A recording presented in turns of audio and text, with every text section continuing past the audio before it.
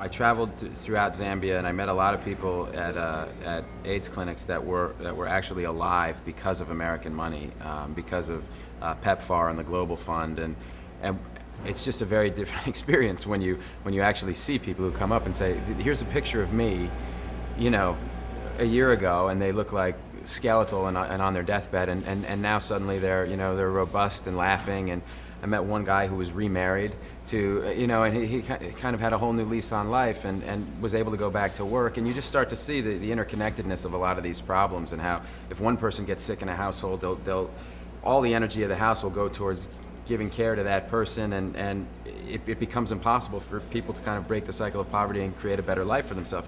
To see our tax dollars literally translate into lives saved, I don't know where else you can actually look at a cause and effect that's that apparent. And being there and being around a lot of the people that I was with and seeing the work that they were doing, I think I thought when I went that I'd come back and be depressed, or I was going to see a lot of tragedy, and I did see a fair amount, but coming back I felt really energized and optimistic, and like these problems really are solvable. It's just a matter of all of us here raising our collective consciousness and our collective will, and going and getting aggressive and intervening.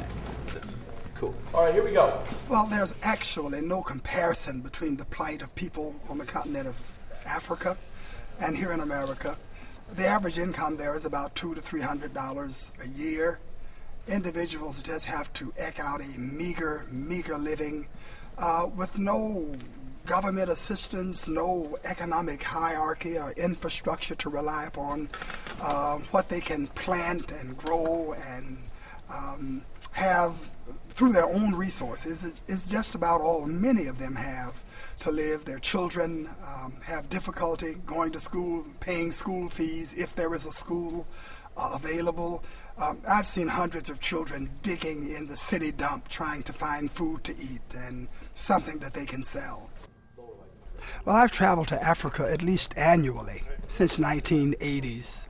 And each time that I go, I'm so impressed by the longing, by the desire of the African people themselves to do for themselves and to help themselves.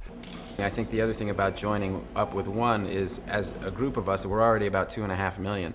As our group gets bigger, we really, the politicians will start to take note. I don't think we can expect politicians to lead us on this. I think we have to lead them.